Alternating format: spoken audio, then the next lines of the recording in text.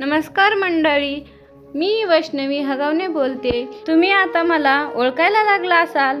हो, मी तीच वैष्णवी जिने आपल्या 9 महिन्याच्या बाळाला सोडून आत्महत्या केली।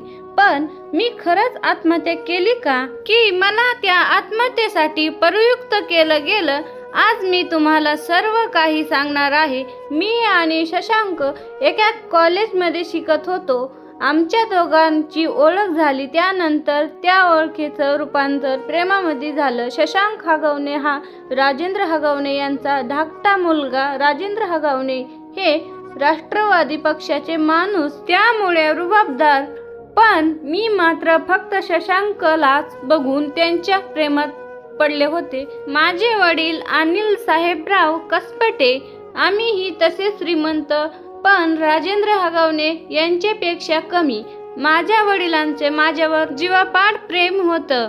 जेव्हा मी शशांक बद्दल माझ्या वडिलांना सांगितलं, तेव्हा त्यांनी या लग्नाला स्पष्टपणे नकार दिला होता। त्यांचे स्पष्टपणे म्हणणे होते की आपण नेहमी आपल्यासारखंच कुटुंबासोबत नातेसंबंध जोडायला हवेत, त्यामुळे तू त्या मुलासोबत लग्न करून सुखी राहू शकणार नाही असे मला वाटते। परंतु मी मात्र शशांकच्या प्रेमामध्ये जणू वेडीच झाले होते। मला शशांक शिवाय दुसरं कोणी दिसत नव्हतं। माझ्या वडिलांनी मात्र माझ्यासाठी दुसरं स्थळ शोधायला सुरुवात केली होती। तेव्हा मी तर अगदी पळून जाण्याचा आणि लग्न करण्याचा विचार केला। जेव्हा माझ्या वडिलांनाही कळाले, तेव्हा मात्र त्यांनी आपल्या घराण्याची अब्रू जाऊ नये म्हणून त्यांनी माझे शशांक सोबत लग्न लावून देण्याचे ठरवले। 24 एप्रिल 2021 ला आमचे लग्न झाले।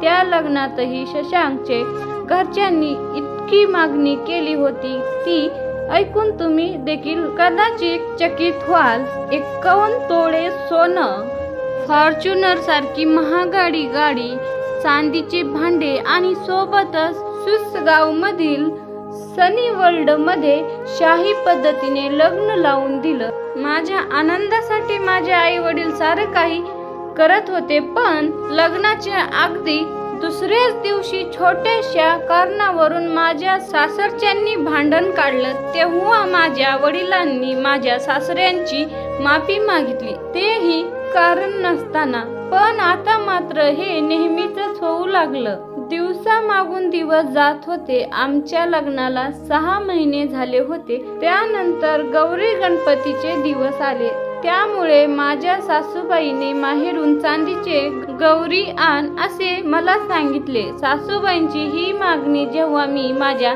आईला सांगितली, तेव्हा आई म्हणाली, आपल्याकडे मातीच्या गौरी बसवतात, मग चांदीच्या कशाला? पण तरीही सासूबाईंनी मात्र हट्ट सुरूच ठेवला।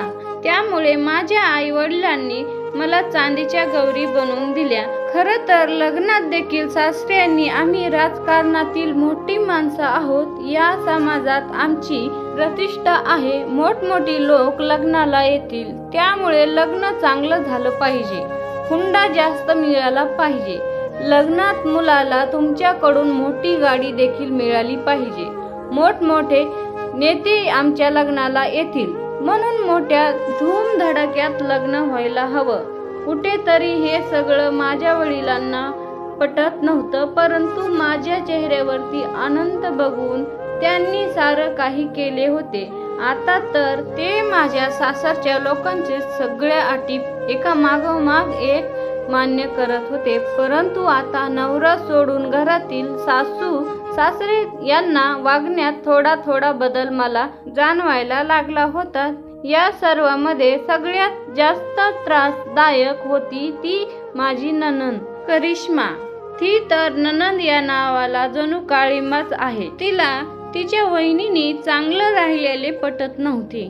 ती सतत माझ्या सासूबाईंना चुगल्या लावायची काम करत असे। जर माझ्यासोबत माझी सासू चांगले बोलली किंवा मला एखादी साडी जरी आणली, तरी तिला ते आवडत नसे।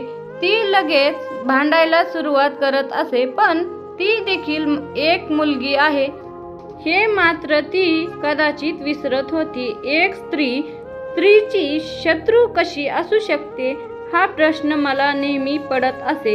करिश्मा माझी नणंद असून देखील ती मला शारीरिक आणि मानसिक देखील खूप त्रास देत असे. ती जुन्या लोकांची म्हण आहे ना, ज्या घरात नंदेचा वास तिथे घरात सर्वनाश. अशी नणंद कधी कोणालाही भेटू नये अशीच मी देवाच्या चरणी प्रार्थना करेल. आता शशांकच्या तर माझ्या वडिलांकडे एक मागण्या वाढतच चालल्या होत्या. तो कधी लाख रुपयात तर कधी 2 लाख रुपये असं सतत माझ्या मागे लागत असे. तर कधी ब्रँडेड 1.5 लाखाचे घड्याळ नवऱ्यासाठी, कधी महागडा गॉगल, तर कधी 2 लाखाचा फोन.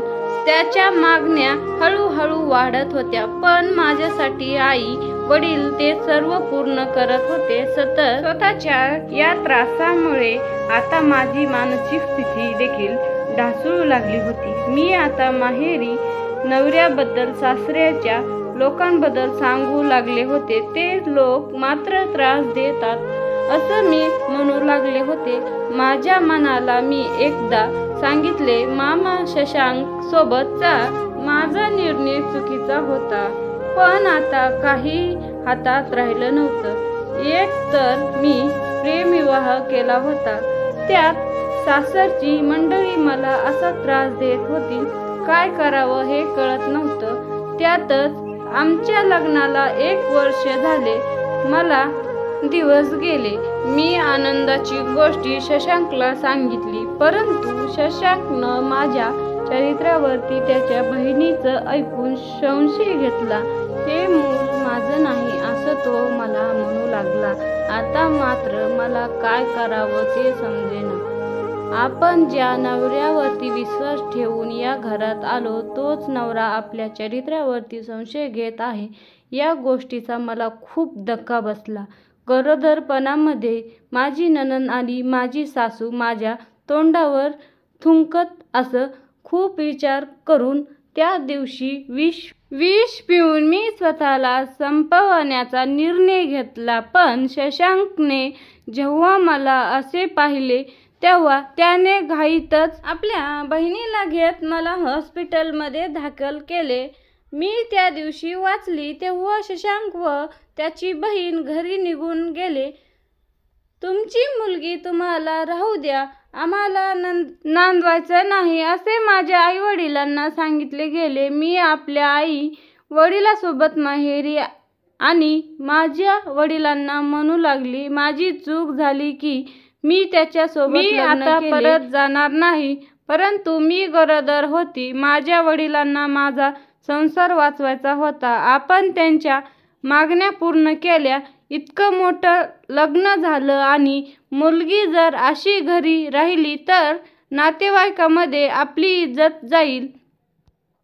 आपली सगळी आबरू धुळीत लागेल. भाऊबंदकीमध्ये प्रतिष्ठा कमी होईल. आपल्या मुलीचं पुढे कसं होईल. म्हणून वडिलांनी मला समजावलं, आता तू गरोदर आहेस बाळा, झाल्यावर ते लोक नक्कीच बदलतील असे विचार करून स्वतःला कष्ट देऊ नकोस. शशांक तुझ्यावर प्रेम करतो असे समजून वडिलांनी मला परत सासरी पाठवले. माझ्या सासू नणंद आणि नवऱ्याचे पाय पकडले. माझ्या वडिलांनी माझ्या मुलीला समजून घ्या, तिला इतकं कळत नाही म्हणून सांगितले. त्याची माफी मागितली. परत धूमधडाक्यात डोहाळं जेवण झालं. त्यांच्याकडून होईल ते सगळं त्यांनी माझ्यासाठी केले. 9 महिन्यानंतर मी एका मुलाला जन्म दिला. बाळ झाल्यावर एकदा महिना वर्तला. वातावरण चांगलं होतं. सासू लाड करायला लागली. लगेच सासूचे कान माझी नणंद भरू लागली. इतके लाड करून तिला डोक्यावर बसवू नको म्हणायला लागली. मी सगळ्यांचा त्रास सहन करत होती. माझ्या घरात 3 मोलकरीण होत्या, तरी माझी सासू मला काम करायला सांगत असे होते. खूप महत्त्वाची गोष्ट इथे नोंदवावीशी वाटली ती म्हणजे 1 वर्ष माझ्या लग्नाला झालं होतं, पण तरीही माझ्या नवऱ्यानं मला माझ्या जावेसोबत बोलू दिलं नव्हतं. माझ्या भावाची बायको चांगली नाही, ती भांडखोर आहे असं तो म्हणत असे. शशांकने मला तिच्यापासून दूर ठेवले होते आणि मी सुद्धा जावेला लग्नानंतर कधीच भेटली नव्हती की बोलली नव्हती. आता मात्र मला आपल्या जावेचा त्रास काय असेल हे समजू लागले. माझ्यासारखाच त्रास या लोकांनी तिला दिला होता. ती आता पोलिसांना सांगते आहे. तिला देखील माझ्या सासरच्यांनी असे त्रास दिले होते. एकदा तर काहीतरी भांडणामध्ये तिला माझ्या सासऱ्यांनी आणि नवऱ्यांनी मारहाण देखील केली होती. तिनं या लोकांविषयी पोलीस स्टेशनमध्ये तक्रार देखील नोंदवण्याचा प्रयत्न केला होता, पण या लोकांच्या राजकीय दबावामुळे तिचं तक्रार पोलिसांनी घेतली नाही. आपसात मिटवून घ्या असे सांगून परत पाठवण्यात आले, म्हणून ती या लोकांपासून दूर राहते.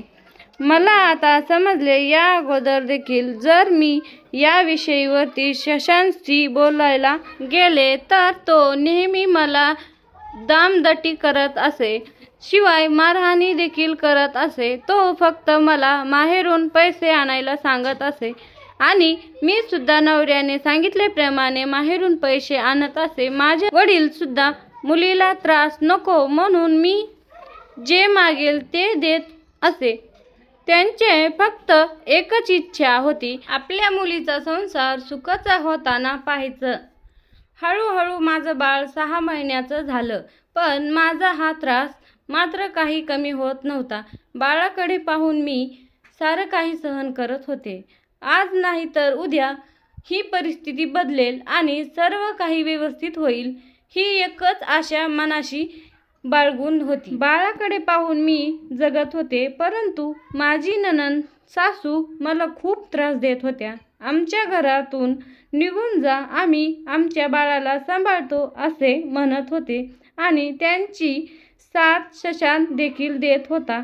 चरित्र्यावरती वारंवार संशय घेत होता. मी या सगळ्या गोष्टींना कंटाळून शेवटी वडिलांना सांगितले होते, मला आता तिथे राहायचे नाही. त्यांनीही माझे होणारे हाल दिसत होते, त्यामुळे त्यांनी देखील आपण काहीतरी मार्ग काढू असे मला सांगितले होते.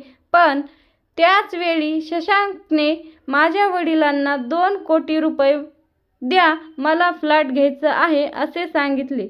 तेव्हा माझ्या वडिलांनी त्याला आता माझ्याकडे इतके पैसे नाहीत असे सांगितले. शशांकने तिथून रागातच निघून गेला आणि या गोष्टीचा राग तो माझ्यावरती काढू लागला. मला रोज मारू लागला. मला रडू येत होते. मी माझ्या मैत्रिणीला फोन करून मी खूप मोठी चूक केली हे सांगत होते. जर मी माझ्या वडिलांचं ऐकलं असतं आणि त्यांनी सांगितलेल्या जागेवर ते लग्न केले असते तर आज कदाचित माझे हाल असे नसते. मला आता सारखे वाटू लागले होते. म्हणत होती, मोठ्यांचं ऐकून दुसरीकडे लग्न केलं, माझं चुकलं. भावाचे लग्न होते तेव्हा शशांकला त्याने कपडे आणि अर्धा तोळ्याची अंगठी दिली होती. तो दिवस माझ्यासाठी जणू काळच बनून आला होता. मी स्वतःला संपवले असे माझे आईवडिलांना कळवण्यात आले. माझ्या आईवडिलांना नव्हे तर माझ्या चुलत भावाला सांगण्यात आले होते. माझे आईवडील, नातेवाईक तसेच दवाखान्यात आले, पण मी मात्र तिथे निस्पृहपणाने पडलेले होते. माझे आईवडिलांनी डॉक्टरकडे माझ्या तब्येतीविषयी विचारणा केली. तेव्हा डॉक्टरांनी त्यांना जे सांगितले ते ऐकून ते कोसळले, कारण माझा श्वास थांबला होता. तेव्हा माझ्या वडिलांनी माझ्या अंगावर मारलेल्या निशाण दिसले, जखमा दिसल्या, डोक्याला मारलेले दिसले आणि आपल्या मुलीने गळफास घेतलेला नसून तिच्या या हगावणे परिवाराने खून केल्याचा आरोप माझ्या वडिलांनी लावला. सासरच्या लोकांनी हुंड्यासाठी तिचा छळ केला आणि त्यामुळे मुलीचा जीव गेला असा आरोप माझ्या वडिलांनी केला. BJ हॉस्पिटलने दिलेल्या अहवालानुसार माझा मृत्यू गळ्याजवळ झालेल्या फासानं झाला होता. माझ्या मृतदेहावरती धारदार वस्तूने वार केलेले खून सारे जखमा देखील आढळून आल्या. हे सगळं बघून माझ्या वडिलांनी माझ्या नवरा शशांकवरती मुलीचा खून केल्याचा आरोप लावला आणि सगळ्या चौकशी पोलिसांनी माझी नणंद, सासू, नवरा यांना अटक केले, परंतु माझे सारे फरार झाले होते. 16 मे 2025 रोजी ही घटना घडली आहे. या सगळ्यांच्या त्रासाला कंटाळून अखेर मी देवाकडे गेली, परंतु माझं 9 महिन्याचं बाळ या हगवणे कुटुंबांना तिच्या माहेरी न देता तिसऱ्या व्यक्तीकडे दिले, परंतु आम्हीच आमच्या मुलीला त्या लोकांचा त्रास सहन करू दिला.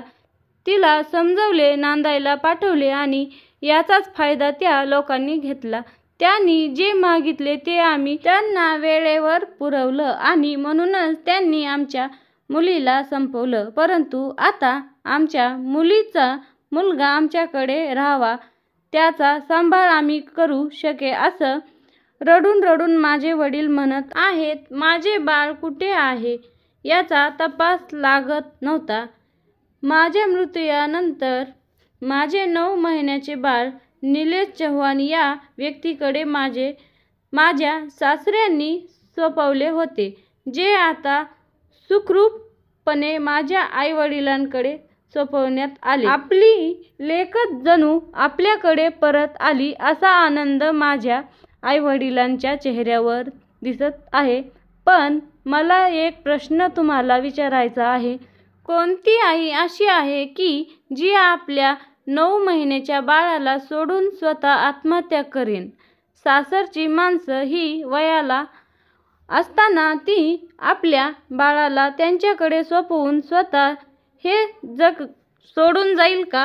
माझ्या जाऊबाईंनी वेळेवरती निर्णय घेऊन बाजूला झाल्या म्हणून त्या आज सुरक्षित आहेत. त्यांचा नवरा त्यांच्या बाजूने होता म्हणून त्या सर्व काही करू शकल्या, पण माझ्याकडे तर हा पर्याय नव्हता. माझा नवरा शशांक हा तर फक्त बहिणी आणि